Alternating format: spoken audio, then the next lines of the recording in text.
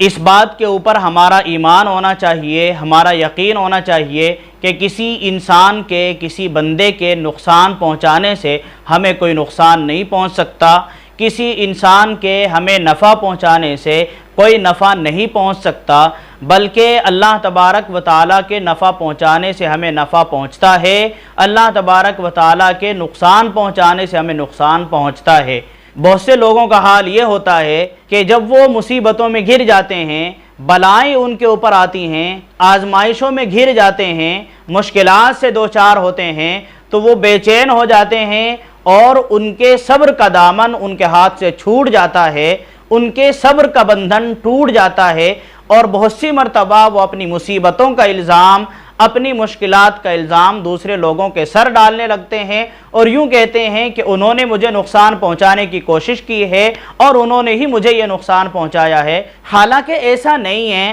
اللہ تبارک و تعالیٰ کی مرضی کے بغیر نہ کوئی کسی کو نفع پہنچا سکتا ہے، اور اللہ کی مرضی کے بغیر نہ کوئی کسی کو نقصان پہنچا سکتا ہے۔ اللہ کے اوپر ہمارا ایمان ہونا چاہیے، اور یہ ایمان مضبوط ہونا چاہیے کہ اللہ تبارک و تعالیٰ کے نفع پہنچائے بغیر اور اللہ کے نقصان پہنچائے بغیر کوئی کتنا بھی کوشش کر لے، نہ کوئی نفع پہنچا سکتا ہے اور نہ کوئی نقصان پہنچا سکتا ہے۔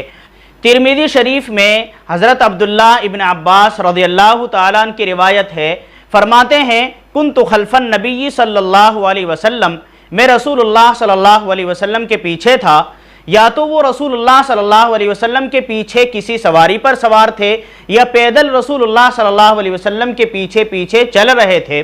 فقال یا غلام، تو رسول اللہ صلی اللہ علیہ وسلم نے فرمایا اے لڑکے۔ حضرت عبداللہ ابن عباس رضی اللہ تعالیٰ عنہ اس وقت نوعمر بچے تھے۔ اعلمک کلمات، میں تمہیں چند باتیں سکھلاتا ہوں۔ رسول اللہ صلی اللہ علیہ وسلم نے حضرت عبداللہ ابن عباس کو 5 باتیں سکھلائی ہیں، اور وہ 5 کی 5 باتیں بڑی قیمتی اور بڑی اہم نصیحتیں ہیں رسول اللہ صلی اللہ علیہ وسلم کی۔ اس لیے مسلمانوں کو چاہیے کہ ان 5 باتوں کو غور سے سنیں اور ان پر عمل کرنے کی کوشش کریں، اپنے دامن کے ساتھ ان 5 باتوں کی گرہ لگا لیں۔ پہلی بات جو رسول اللہ صلی اللہ علیہ وسلم نے فرمائی، احفظ اللہ یحفظک، اے لڑکے اللہ کی حفاظت کرو، اللہ تمہاری حفاظت کریں گے۔ یعنی اللہ تبارک و تعالیٰ کے احکام کی حفاظت کرو، اللہ کی حدود کی حفاظت کرو، اللہ کے حقوق کی حفاظت کرو، اوامر پر عمل کرو، نواہی سے بچو، اللہ تبارک و تعالیٰ تمہاری حفاظت فرمائیں گے۔ یعنی جو شخص ذمہ داری لے لے اللہ تبارک و تعالیٰ کے احکام پر عمل کرنے کی، نواہی سے اجتناب کرنے کی، یعنی اللہ کے دین پر عمل کرنے کی، اللہ کی شریعت پر عمل کرنے کی، نبی کریم صلی اللہ علیہ وسلم کے لائے ہوئے دین پر چلنے کی، تو اللہ تبارک و تعالیٰ اس کی حفاظت فرمائیں گے۔ یعنی اس کے دین کی، اس کی دنیا کی، اس کی جان کی، اس کی مال کی اور اس کی آبرو کی، اس کے اہل و عیال کی اللہ تبارک و تعالی حفاظت فرمائیں گے۔ اور جو شخص اللہ کی حدود کی حفاظت نہیں کرے گا، اوامر پر عمل نہیں کرے گا، نواہی سے اجتناب نہیں کرے گا، اس حدیث کا مفہوم مخالف یہ ہے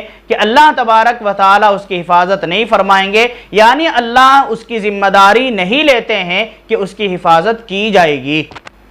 دوسری نصیحت، احفظ اللہ تجدہ تجاہک، اللہ کے حقوق کی حفاظت کرو، اللہ کے احکام پر عمل کرو، نواہی سے اجتناب کرو، تو اللہ کو اپنے سامنے پاؤ گے۔ یعنی تمہیں یہ احساس رہے گا کہ اللہ تمہارے سامنے ہے، تم سے نزدیک ہے اور اللہ تم سے قریب ہے۔ پس جب جب تم پر مشکلات آئیں گی، سختیاں آئیں گی، تو اس احساس کی وجہ سے ان مشکلات اور سختیوں سے نمٹنا آسان ہو جائے گا، اور اللہ تبارک و تعالیٰ تمہارے دینی معاملات میں اور دنیاوی معاملات میں تمہیں بھلائی کے راستوں کی طرف ہدایت فرمائیں گے، خیر کے راستوں کی طرف تمہاری ہدایت فرمائیں گے۔ اس لیے اللہ تبارک و تعالیٰ کے حقوق کی حفاظت کرو، اللہ کی حدود کی حفاظت کرو، احکام پر عمل کرو۔ تیسری نصیحت ہے، اذا سألت فاسأل اللہ، جب بھی تمہیں کوئی چیز مانگنی ہو تو بندوں سے نہ مانگو، اللہ تبارک و تعالیٰ سے مانگو، اس لیے کہ اللہ تبارک و تعالیٰ کے خزانے لامحدود ہیں۔ اللہ تبارک و تعالیٰ کے خزانے لا انتہا ہیں، ان کی کوئی حد نہیں ہے۔ بس اللہ تبارک و تعالیٰ سے مانگو گے تو وہ چیز تمہیں ملے گی، اور اللہ تبارک و تعالیٰ کے خزانوں میں کوئی کمی نہیں آئے گی۔ اللہ مانگنے والوں سے خوش ہوتے ہیں اور بندے مانگنے والوں سے ناراض ہوتے ہیں۔ بس بندوں سے نہ مانگو بلکہ اللہ تبارک و تعالیٰ سے مانگو، اللہ کے خزانے لامحدود ہیں، تمہیں وہ چیز ملے گی۔ ایک حدیث میں رسول اللہ صلی اللہ علیہ وسلم نے ارشاد فرمایا ہے کہ اگر سارے اگلے اور پچھلے لوگ اور جنات اور انسان بلکہ پوری کائنات کی چیزیں ایک میدان میں جمع ہو کر اللہ تبارک و تعالیٰ سے اپنی اپنی ضروریات کی چیزیں مانگنے لگیں اور اللہ تبارک و تعالیٰ سب کو ان کی ضروریات کی چیزیں دے بھی دیں، تو اللہ تبارک و تعالیٰ کے خزانے میں ذرا سی اور معمولی سی بھی کمی نہیں آئے گی، اس لیے کہ اللہ تبارک و تعالیٰ کے خزانے لامحدود ہیں۔ بس کوئی چیز مانگنی ہے تو اللہ کے سامنے ہاتھ اٹھاؤ، اللہ سے دعا مانگو، وہ چیز ملے گی، یا اللہ تبارک و تعالیٰ اس سے بہتر کوئی چیز عنایت فرما دیں گے۔ ہاں اگر کوئی اس طرح کی چیز کسی بندے سے مانگنی پڑے جو بندے کے پاس ہے اور بظاہر وہ بندے سے مل سکتی ہے تو بندے سے مانگنے میں کوئی حرج نہیں، مگر عقیدہ یہی رکھنا چاہیے کہ اس کو دینے والے در حقیقت اللہ تبارک و تعالیٰ ہی ہیں، کیونکہ مسبب حقیقی تو اللہ ہی ہیں۔ اللہ نے اس بندے کو یہ چیز دی ہے اور اللہ ہی نے اس بندے سے یہ چیز مجھے دلوائی ہے۔ بس اللہ سے مانگو، اور اگر کسی بندے سے مانگو تب بھی یہی عقیدہ رکھو، یہی یقین رکھو کہ دلوانے والے اور دینے والے دراصل اللہ تبارک و تعالیٰ ہی ہیں۔ تیسری نصیحت ہے وَإِذَا اسْتَعَنْتَ فَاسْتَعِنْ بِاللَّهِ، اور جب مدد مانگنی ہو تو مدد بھی اللہ ہی سے مانگو۔ یہ جملہ بڑی قیمتی نصیحت اپنے اندر رکھتا ہے کہ جب بندوں کو مدد مانگنے کی کسی سے ضرورت پیش آئے تو اللہ کے بندوں سے مدد نہ مانگو بلکہ اللہ تبارک و تعالیٰ سے مدد مانگو، اللہ مدد فرمائیں گے۔ یہ جملہ حقیقی مصداق ہے سورہ فاتحہ کی آیت ایاک نعبد و ایاک نستعین کا۔ بندہ پانچوں نمازوں میں متعدد بار یہ عہد کرتا ہے اور اقرار کرتا ہے، اے اللہ ہم بس آپ ہی کی عبادت کرتے ہیں اور آپ ہی سے مدد مانگتے ہیں، آپ کے علاوہ نہ کسی کی عبادت کرتے ہیں اور آپ کے علاوہ نہ کسی سے مدد مانگتے ہیں۔ بس اللہ تبارک و تعالیٰ سے مدد مانگنے کا جب ہم ہر نماز میں عہد کرتے ہیں تو اگر ہمیں مدد کی ضرورت پڑے تو اللہ ہی سے مدد مانگنی چاہیے، اللہ کے علاوہ کسی سے مدد نہیں مانگنی چاہیے، اللہ ہی ہماری مدد فرمائیں گے۔ لوگوں میں یہ ہوتا ہے کہ آپسی معمولی سی ناچاقی ہو جاتی ہے، معمولی سا انتشار ہو جاتا ہے، تھوڑی سی نا اتفاقی ہو جاتی ہے تو ایک دوسرے کی مدد سے ہاتھ کھینچ لیتے ہیں، بوقت ضرورت بھی ان کی مدد نہیں کرتے۔ لیکن اللہ ہم سے کتنا بھی ناراض ہو، اگر اللہ کے سامنے ہم اپنی مدد کے لیے ہاتھ پھیلائیں گے تو اللہ ہماری مدد ضرور فرمائیں گے۔ تو مدد کی جب بھی ضرورت پڑے بس اللہ ہی سے مدد مانگنی چاہیے، غیر اللہ سے مدد نہیں مانگنی چاہیے۔ یہاں بھی یہ یاد رکھنا چاہیے کہ اگر کسی دنیاوی ضرورت میں کسی ایسے بندے سے ہمیں مدد مانگنی پڑے جو بندہ ہماری مدد کر سکتا ہے تو اس سے مدد مانگنے میں کوئی حرج نہیں ہے، لیکن یقین اور عقیدہ یہی رکھنا چاہیے کہ مدد دینے والی ذات بس اللہ ہی کی ہے، اللہ تبارک و تعالیٰ ہی نے اس بندے کو اس قابل بنایا ہے کہ یہ ہماری مدد کر سکتا ہے، اگر اللہ نہ چاہتے تو یہ بندہ اس قابل نہ ہوتا۔ چنانچہ بہت سی مرتبہ ایسا ہوتا ہے کہ ہم کسی بندے سے کوئی مدد مانگتے ہیں مگر وہ ہماری مدد نہیں کرتا، جبکہ وہ مدد کر سکتا ہے، اس کے پاس مدد کرنے کے لیے وہ چیز موجود ہے جس سے وہ ہماری مدد کرے، مگر چونکہ اللہ تبارک و تعالیٰ نے اس کو اس قابل نہیں بنایا کہ وہ ہماری مدد کر سکے، اس لیے وہ ہماری مدد نہیں کرتا۔ تو در حقیقت اللہ تبارک و تعالیٰ ہی مدد کرنے والے ہیں، تو اللہ ہی سے مدد مانگنی چاہیے۔ اگر کسی وجہ سے کسی بندے سے مدد مانگنے کی ضرورت پڑے اور وہ بندہ ہماری مدد کر دے تو یقین اللہ پر رکھیں کہ اللہ نے اس کو اس قابل بنایا ہے کہ اس نے ہماری مدد کی ہے، اگر اللہ نہ چاہتے تو یہ ہماری مدد ہرگز نہیں کر سکتا تھا۔ پانچویں نصیحت وَعَلَمْ أَنَّ الْأُمَّةَ لَوِ اجْتَمَعَتْ عَلَىٰ أَن يَنفَعُوكَ بِشَيْءٍ لَمْ يَنفَعُوكَ إِلَّا بِشَيْءٍ قَدْ كَتَبَهُ اللَّهُ لَكَ۔ اور اے عبداللہ ابن عباس، اے لڑکے، آپ صلی اللہ علیہ وسلم خطاب فرما رہے، اے لڑکے خوب سمجھ لو کہ اگر ساری امت اکٹھی ہو کر تمہیں کسی چیز کا نفع پہنچانا چاہیں تو نفع نہیں پہنچا سکتے، بس اتنا جتنا اللہ تبارک و تعالیٰ نے تمہاری تقدیر میں لکھ دیا ہے اتنا ہی نفع پہنچا سکتے ہیں، اس لیے کہ اللہ نے وہ تمہاری تقدیر میں لکھا ہے، ورنہ تو اس سے زیادہ نفع تمہیں کوئی بھی نہیں پہنچا سکتا۔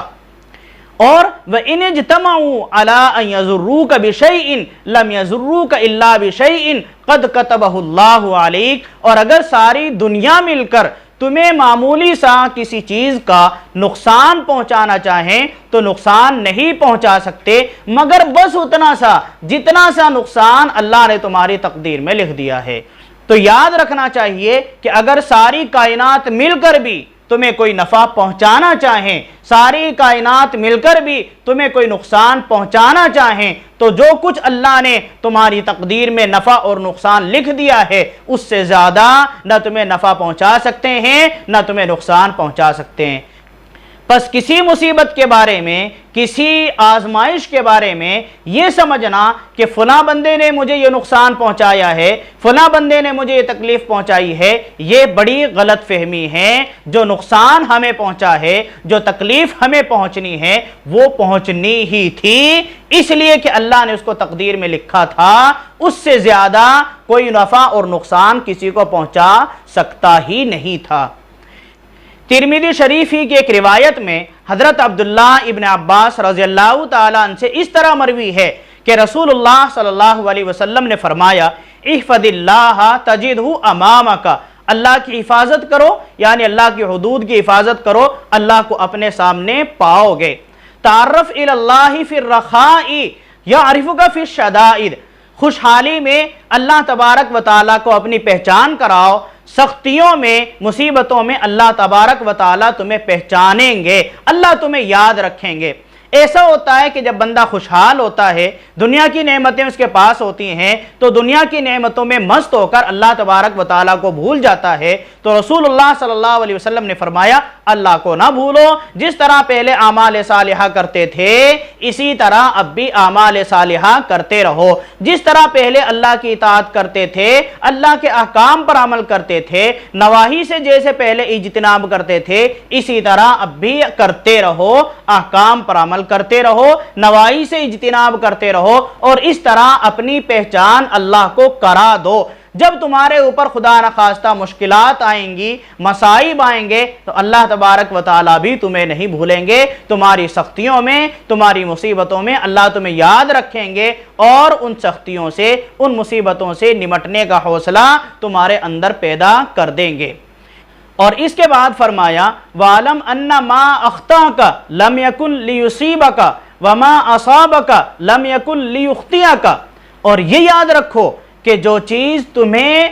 پہنچی ہے، جو چیز تمہیں ملی ہے وہ تمہیں ملنی ہی تھی، وہ تم سے چوک نہیں سکتی تھی، اور جو چیز تمہیں نہیں ملی ہے وہ تمہیں کبھی مل ہی نہیں سکتی تھی۔ اور پھر فرمایا، وَعَلَمْ أَنَّ النَّصْرَ مَعَ الصَّبْرِ وَأَنَّ الْفَرَجَ مَعَ الْكَرْبِ وَأَنَّ مَعَ الْعُسْرِ يُسْرًا،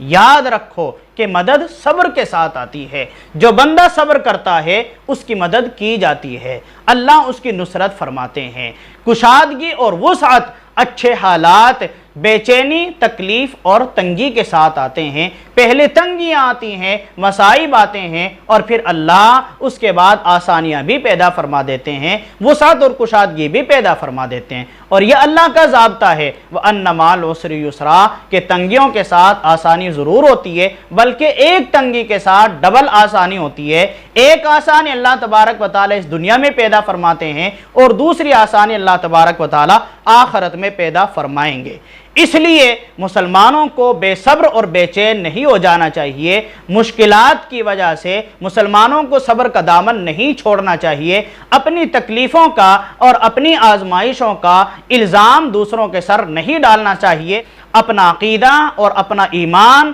اپنا یقین اللہ کے اوپر مضبوط رکھنا چاہیے کہ نفع اور نقصان کا مالک اللہ تبارک و تعالی ہے، اللہ کے علاوہ نفع اور نقصان کا مالک کوئی بھی نہیں ہے۔ رسول اللہ صلی اللہ علیہ وسلم کی زبان مبارک سے بھی اللہ تبارک و تعالی نے یہ کلمات کہلوائے ہیں کہ آپ صلی اللہ علیہ وسلم بھی نفع اور نقصان کے مالک کسی کے لیے نہیں ہیں، بلکہ اپنی ذات کے لیے بھی نہیں ہیں۔ فرمایا اللہ تبارک و تعالی نے قُلْ لَا أَمْلِكُ لِنَفْسِي نَفْعًا وَلَا ضَرًّا إِلَّا مَا شَاءَ اللَّهُ، آپ کہہ دیجئے میں اپنی ذات کے لیے بھی نہ کسی نفع کا اختیار رکھتا ہوں اور نہ کسی نقصان کا اختیار رکھتا ہوں، ہاں اتنا ہی جتنا اللہ نے چاہا ہے۔